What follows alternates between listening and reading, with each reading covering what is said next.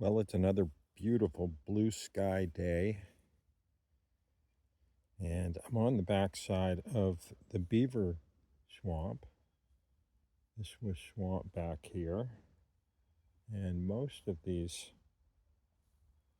sticks, pointy sticks sticking up out of the ground, were alders. Somebody who knows what they're talking about could probably identify alders by the bark, but for me, I look for the tassels and cones, such as these. Those are the tassels, and those are the cones on the same shrub, and they can get quite tall. I would say 20 feet is not out of the question. That one right there, with lots of cones still showing, is probably about 10 feet tall, maybe 11, 12. But those are going to be our most significant source of pollen, the earliest source of significant pollen in the spring.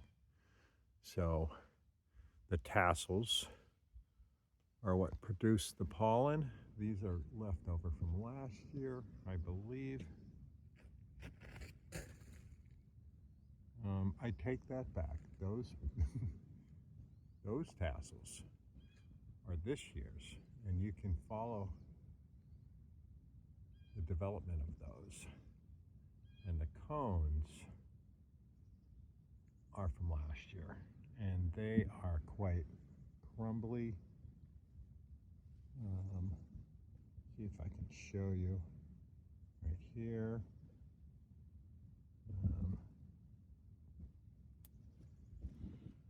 I don't think my arm's not long enough. There we go. Those are the cones. And those are kind of dry, and we'll just break up.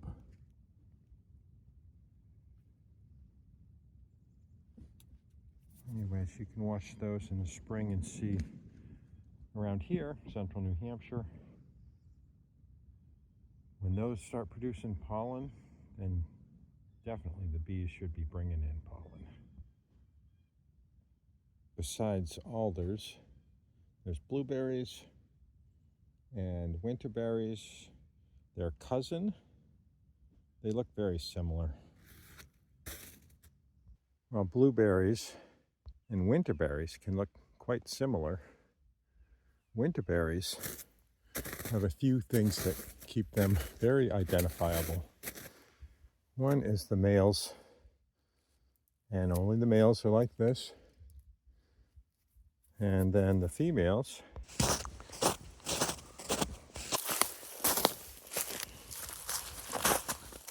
well, back to the males, they can get quite large.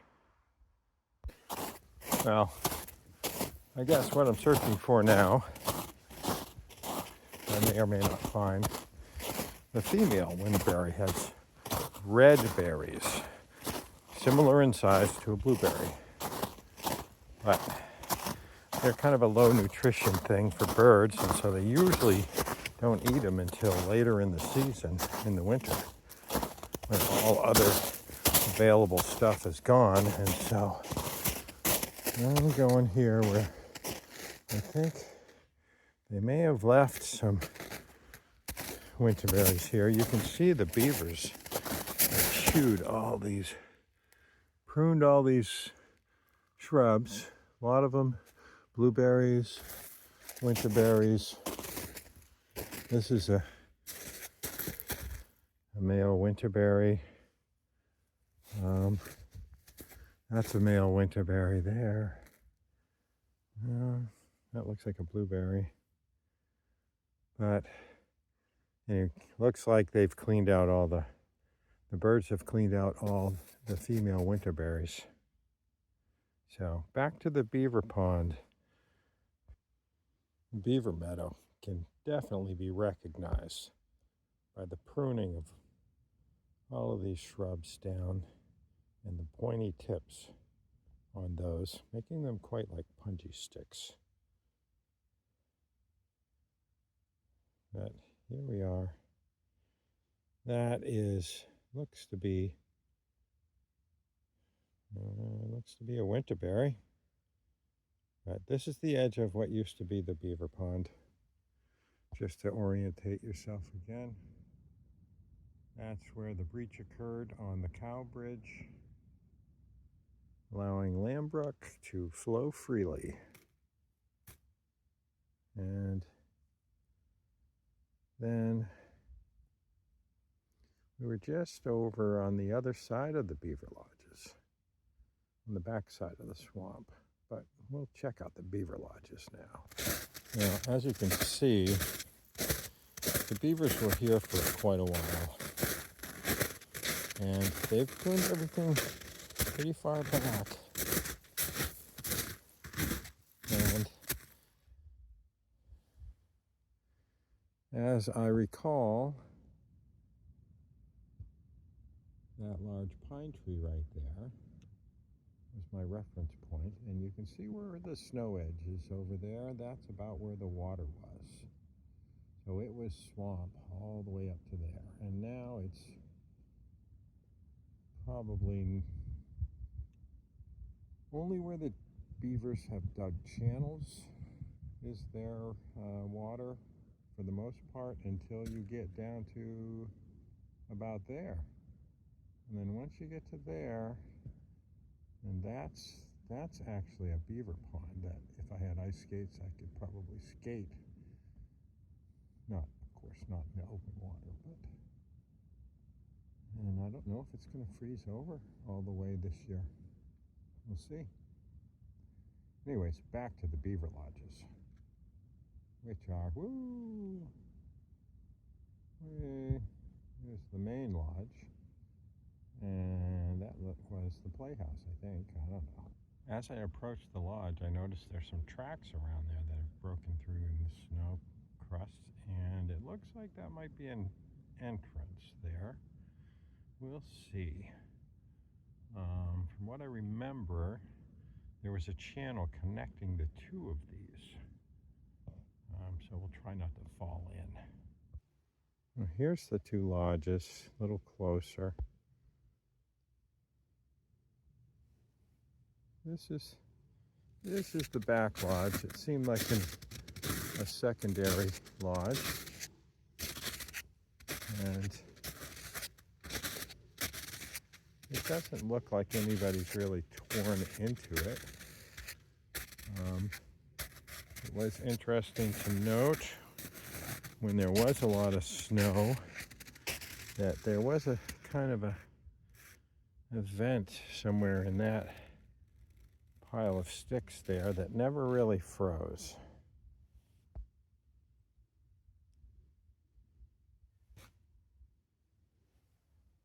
And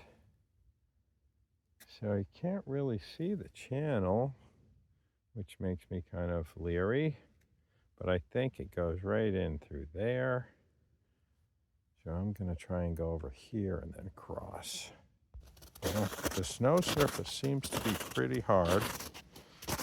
And let's see what we got here.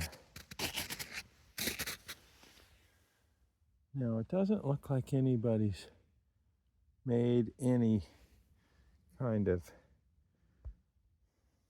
tearing into that, but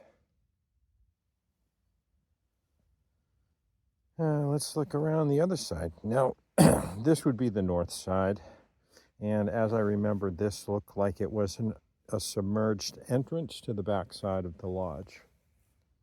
So I'm standing over the channel that connects over to that lodge.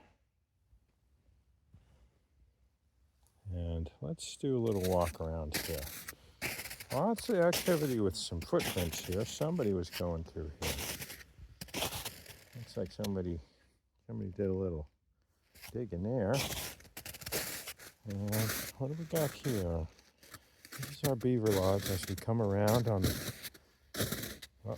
Uh-oh, sounds like I'm on ice now. All right, we'll see. All right, so look at this. There's all kinds of stuff on this. That looks like a reed grass. And you look up a little further here, that looks like old mats of fern. They really put the finishing touches on this beaver lodge. But this is the southern side, and I believe there was an entrance here as well as the back entrance.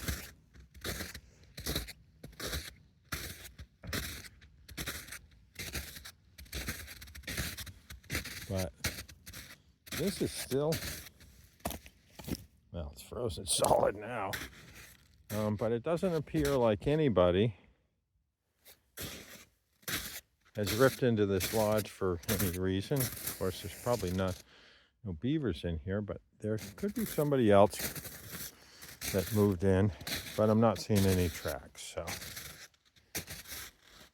So anyways, that's the beaver lodges. Those are the two beaver lodges. Let me give a view of both of them. And then down there is the breach.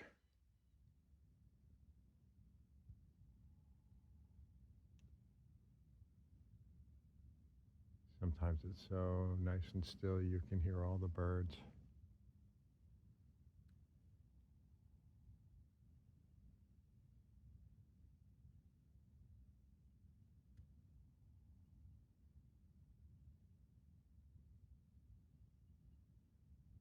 So the beavers dig channels wherever they bring the water level up, and they can drag stuff through those channels, and those channels go all over the place. All over.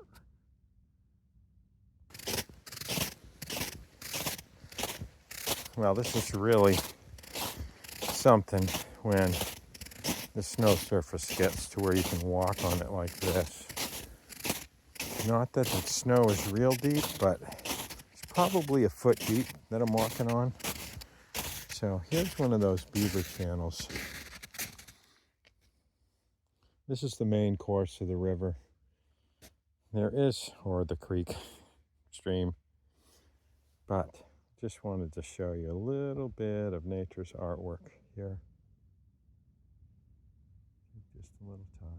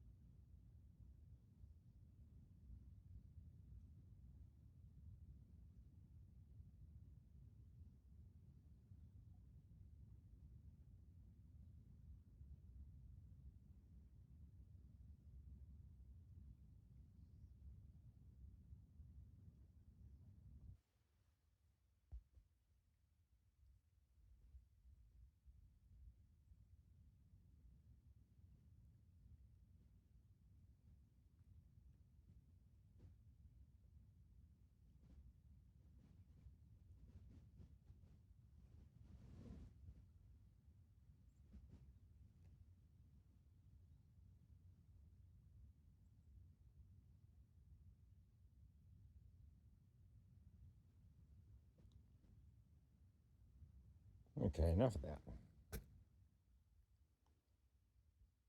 I'm gonna have to keep walking to make it to the backside of the swamp before the snow softens up. So anyways, this little stream goes through, and you can see where the beavers have pretty much pruned these guys back. And this is alive here.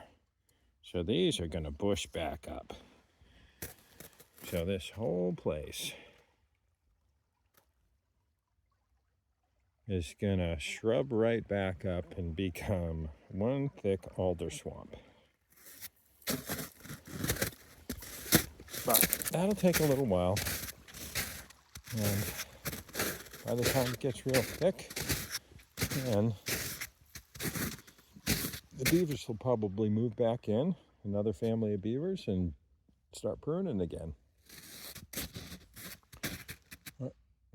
Let's see. Where was that big pine tree? I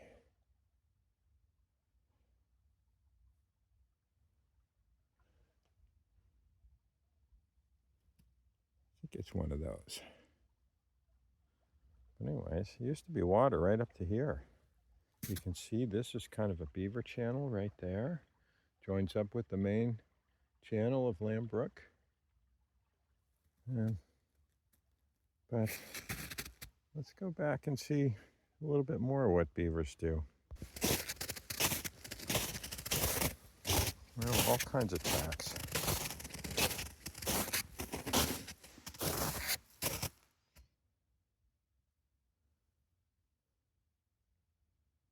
A little further back. And I'm not sure what that is. These might be. We had a river otter come through here. That's what we have up in these parts, is river otters. They can get pretty good size. They eat fish and stuff, meat. And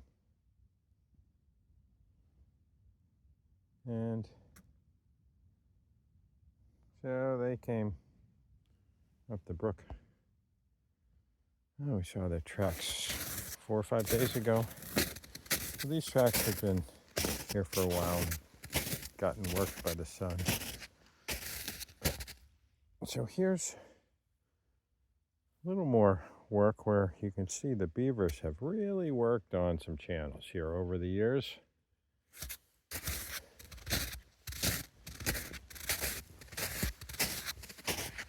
And these things, I'm always scared because they're all pointed. The beavers chew them off and they're pointed, and they're like little punji sticks. I hate to fall on them. You can see it wouldn't be fun.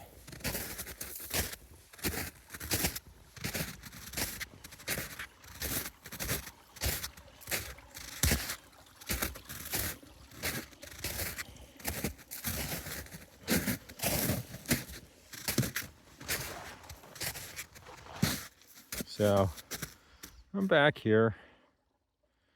This is, gosh, it's got to be past 9.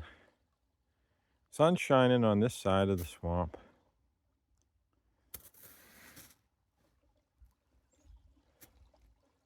I'm on the other side of that opening. Probably now between 1/4 and 1/2 mile away from my house. And what's behind my house is my apiary, Swampy Hill Apiary. And I'm going to put a swarm trap on that tree right there. Very prominent. I had one out here last year, and I took it down. And a week later, I chased the swarm up the road and into the field behind those pine trees. And then that's it. I could no longer keep up with them. So anyways, I think if I had a nice bait hive right here, maybe I could have caught a swarm like that. So, well, That was last year. So we get some cattails out in the swamp. They're kind of cool looking. They're supposed to be good for the environment. So it's cool. I leave them alone. So this is one of those little channels that the beaver dug. And you can see it kind of moves along. And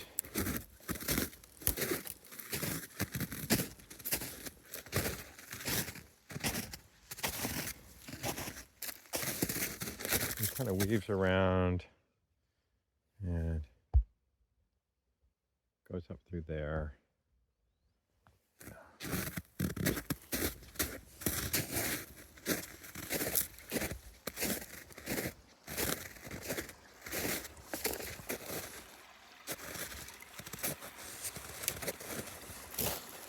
One of the really neat things about winter is when water freezes, it's just can be so beautiful.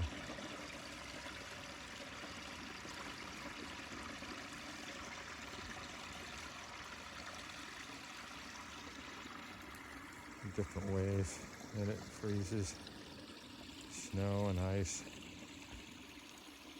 What I really like about it is being able to slide around on it, but which is pretty slippery.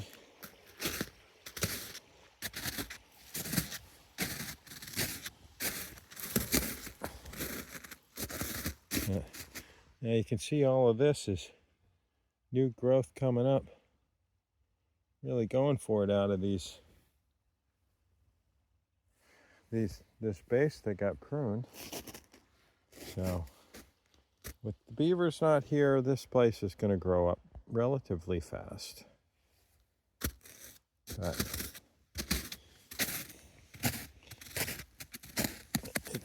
Beaver Swamp seems to be a pretty critical part of the local ecosystem around here.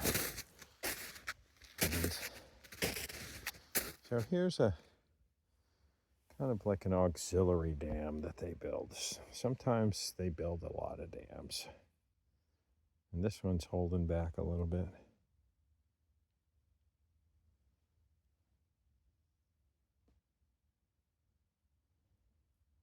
We're getting pretty close to the back of the swamp. That's the back there. And then the brook comes down through an old, looks like they might have had an old grist mill up there. And there's some stone structure up there. Maybe we'll take a look at that. But this looks like a beaver lodge, but it's kind of just a mound of dirt and stuff. It might have been a beaver lodge at one time, but more likely it's a tree that fell over and rotted, and that's just the mound, the pile.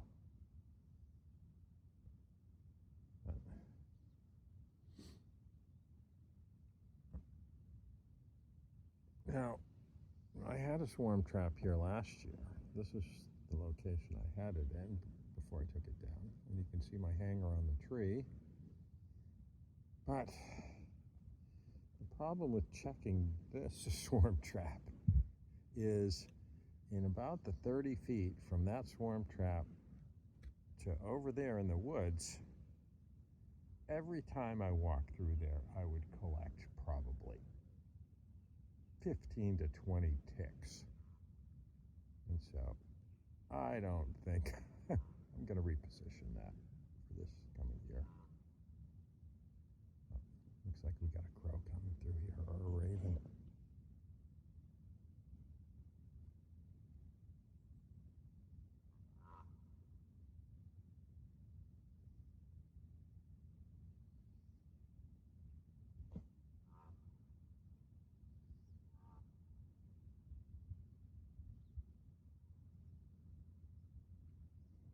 Well, I guess since I'm on a walk, let's continue and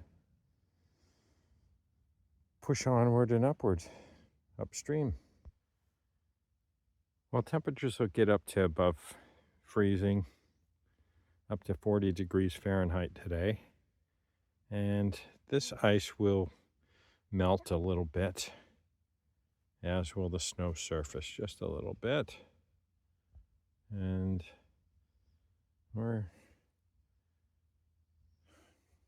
once it freezes up, firms up in the morning, I'll be able to walk on this again, but I'm going to have to skedaddle a little bit because the sun is starting to soften this stuff up, and I'll be post-holing soon. Oh. All right. Good thing that wasn't a rear view because it wasn't pretty. All right, you can see we've got some tracks going through here. Now this is another one of those little beaver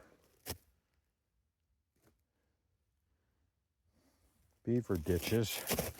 And real good place to get a wet foot.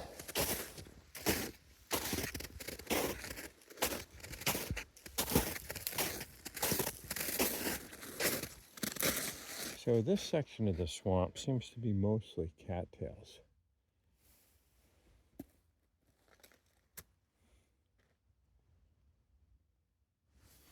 And coming up here, there is a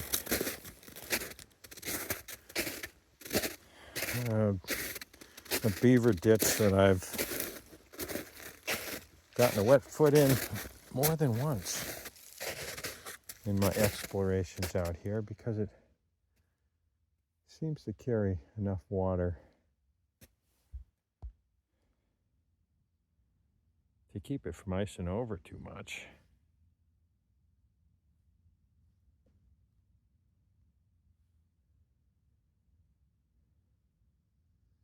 But this is the back edge. I guess this would be the southwest side.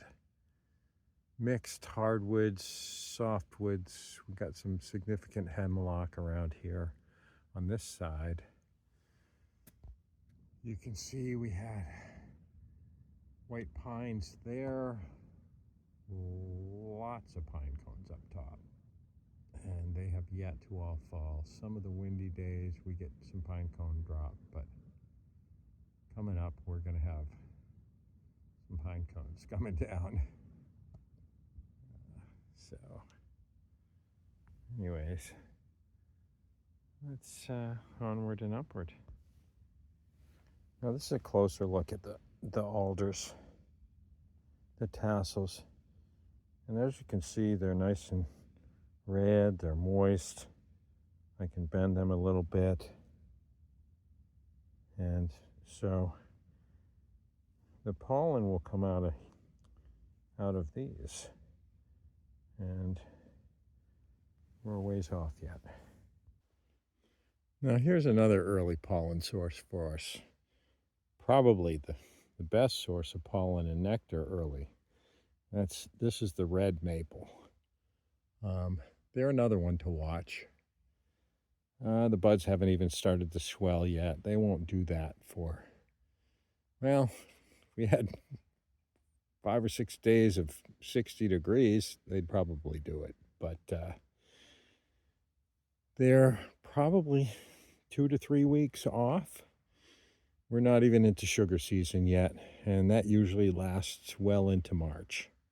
And red maples are the beginning to the mid part of March. So, still a month away. Now, getting back, there's some big cattails back here. But I am telling you, this is such a blessing to be able to walk on top of this crust. Otherwise, I would have to have hip boots on to keep from getting wet right here. Any other time of the year, it's still a possibility. Whoop, there we go. There we go. So there's significant water movement there, and that looks like the main course over there. I want to kind of stay to this side a little bit, because if I get over onto that sunny side, I'll be in wet snow, but it looks like it's wet right here, so I'm gonna have to make a beeline over there, I guess. Well, let's see. Oh, jeez. There we go. There it is. That's a muddy foot. All right.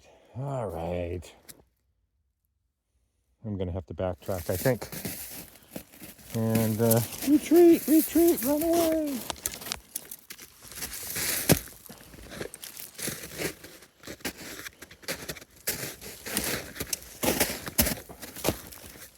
Okay, let's do this without falling in again.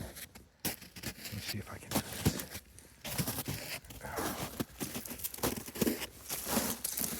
Well, you know, had to open my mouth, didn't I? Had to open. Oh, jeez.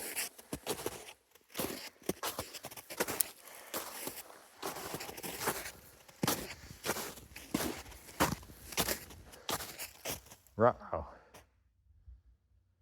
Another water course here. Oh, I was afraid of this. Let's see, can we cross over to the other side?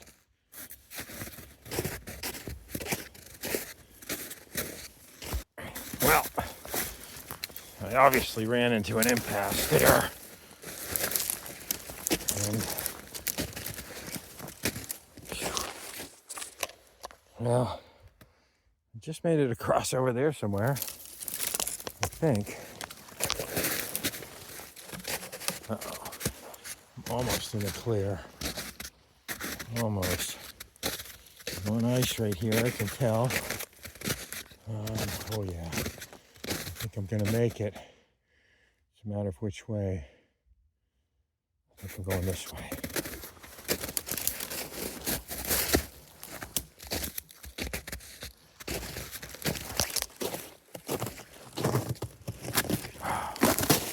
Oh, sweet.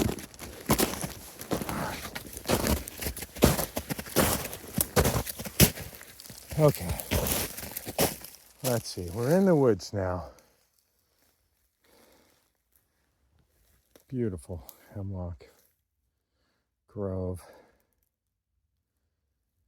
Just beautiful.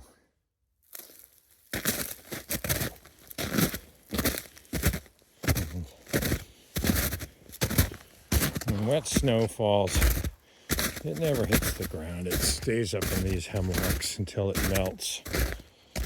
And so, oftentimes, under these hemlocks, pines as well, the snow will be very, very icy.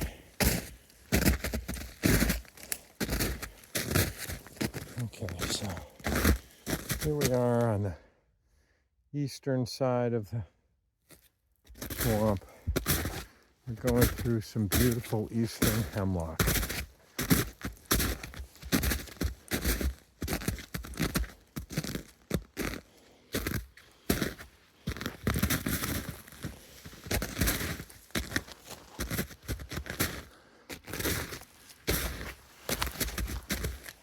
And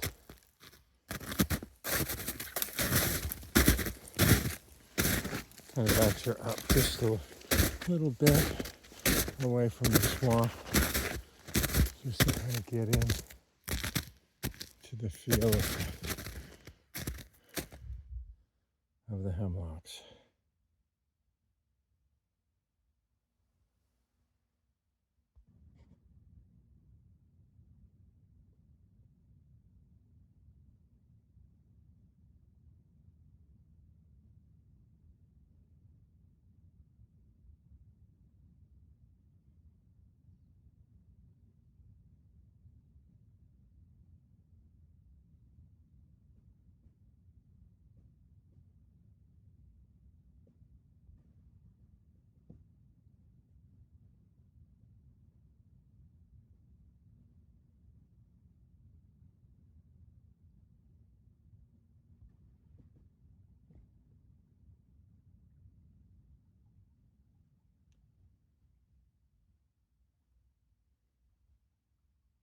Now the hemlocks grow right down to the edge of the swamp. This hill comes down, and then the beaver meadow is kind of a flat across to where you can see that green in the sunlight over there is the other shore. But in through here, this is a beautiful native shrub, and skiers, backcountry skiers, can run into this stuff. If there's not enough snow, it's pretty nasty to get your skis caught in. But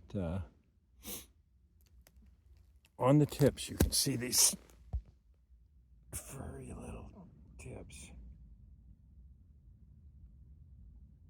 They're really nice to watch develop, and in the springtime they have beautiful white flowers on almost all the tips of their upper branches, and they're kind of flat like a Queen Anne's lace or something like that. Lots of little blossoms on them, lots of petals. Very beautiful to see them blooming in the springtime in the woods.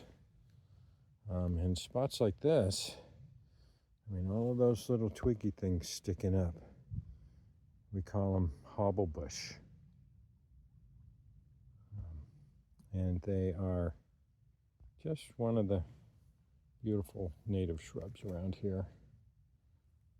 And most of the sticky stuff that's sticking up through the snow around here. But anyways, onward and upstream. Well, I'm walking through some hobblebush here, and the snow is definitely starting to soften up. It's not supporting me anymore. And a lot of steps, so I'll make it through here.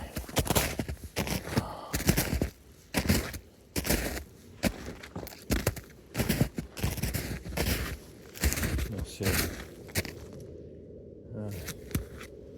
Well, it looks like the flyboys and girls are out playing in the skies above us.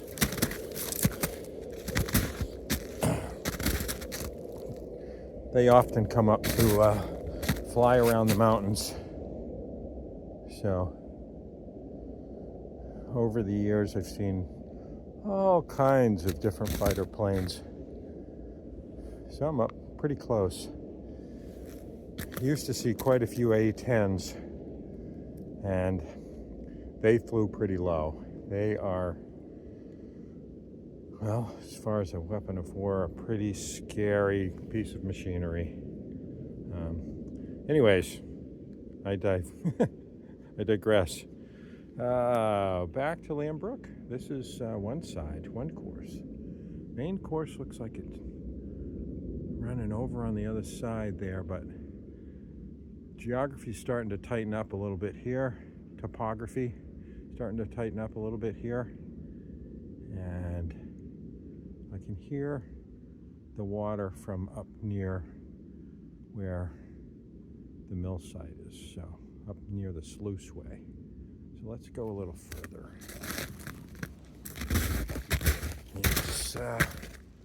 It's not very friendly walking at this point. Maybe if I go down close to the brook, there won't be as much snow. Not as much snow here, so not as much to break through.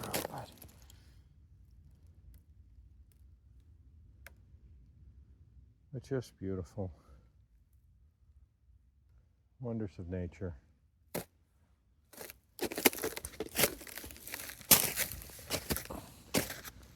Sometimes all we have to do is open our eyes.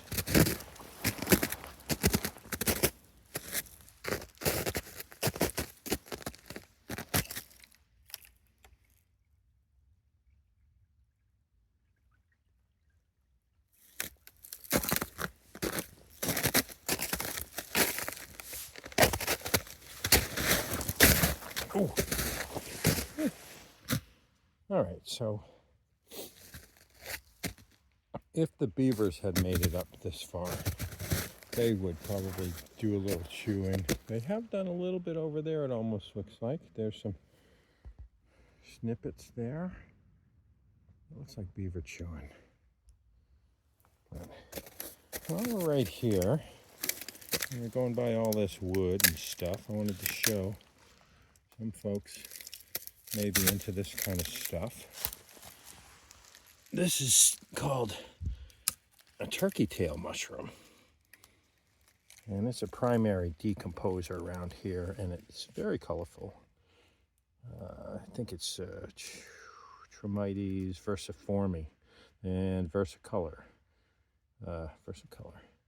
And that's why they call it a turkey tail. Look at those beautiful colors.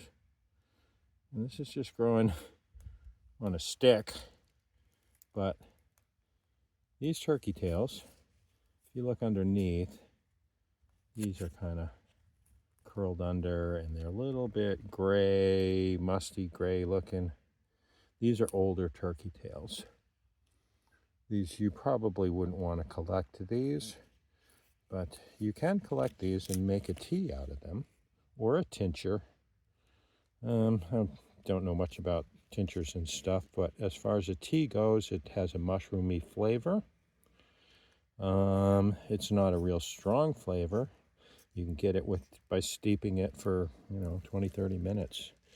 And, it's supposed to be good for you. Anyways, turkey tail is a primary decomposer. It's one of the most common fungus mushrooms they're worldwide.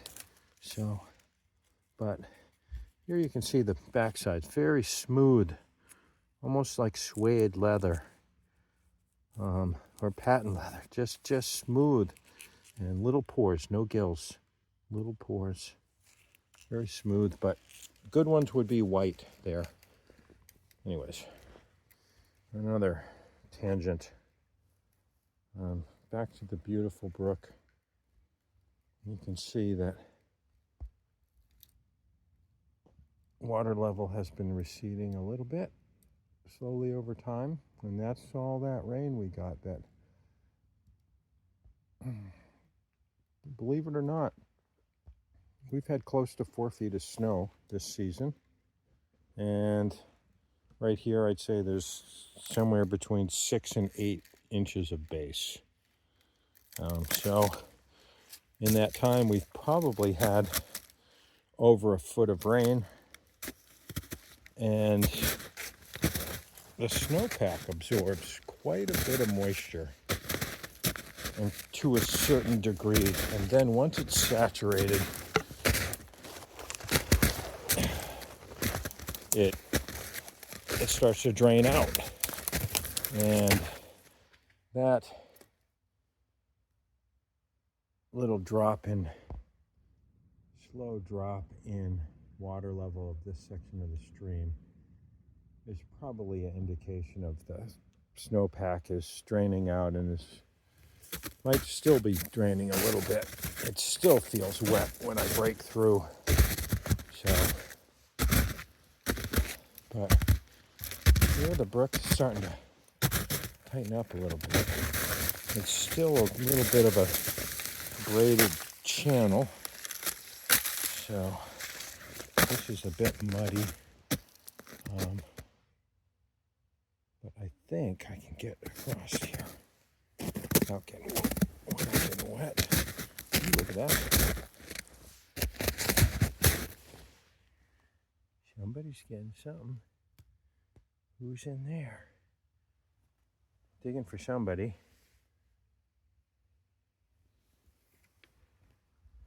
Well, here's the brook.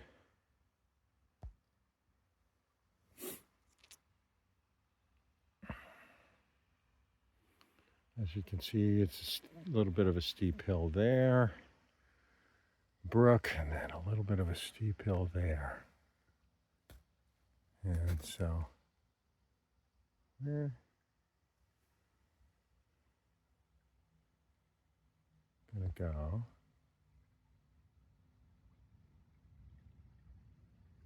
There.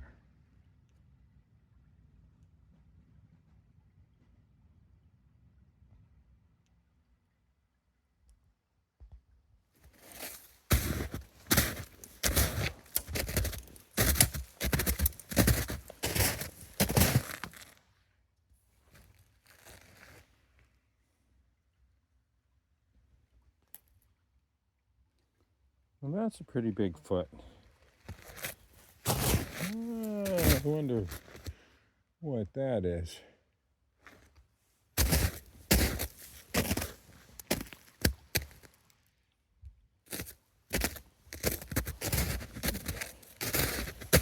Okay, so here, starting to look at the channel. And let's see. Oh, snow's, yeah, the snow's getting, see, it's breaking through it almost every footstep. Let's see if I can get on this. Oh, look at that, beautiful, beautiful sand in there. Oh.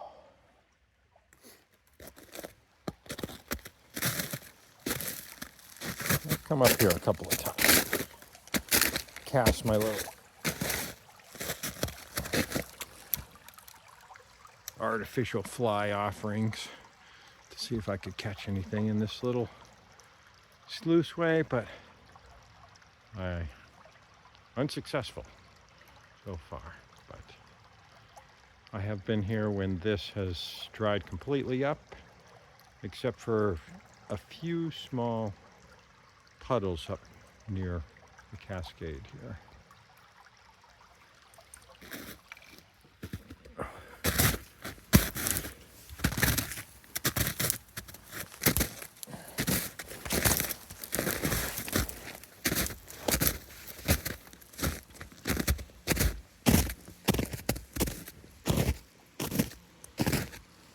So, it's been here a while, and as in a lot of places around New England, people stacked a lot of rocks.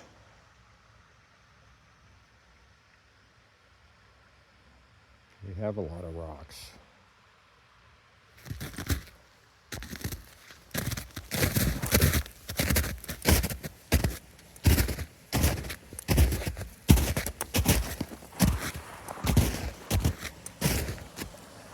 Now, I'm not quite sure what this was, but you can see over here, this looks like it might have been part of the dam.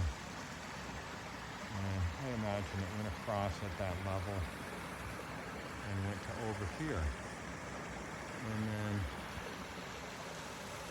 this is the little sluice way that comes from it.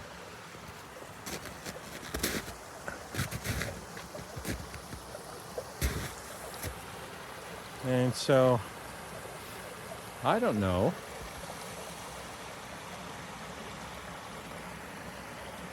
what kind of a mill they might have here. What kind of a wheel, a water wheel, would they have? An over or an under here? If anybody knows anything about water wheels and such, let me know in the comments.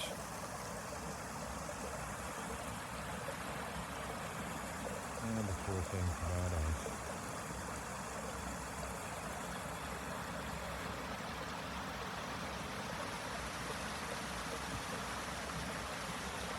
Anyway, see if I can do this without falling in the brook.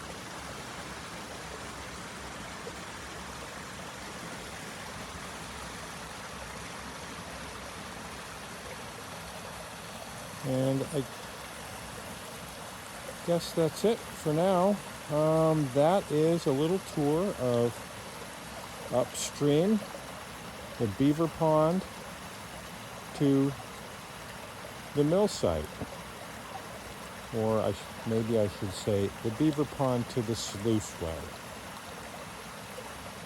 I hope you all have a wonderful day. Thanks for watching.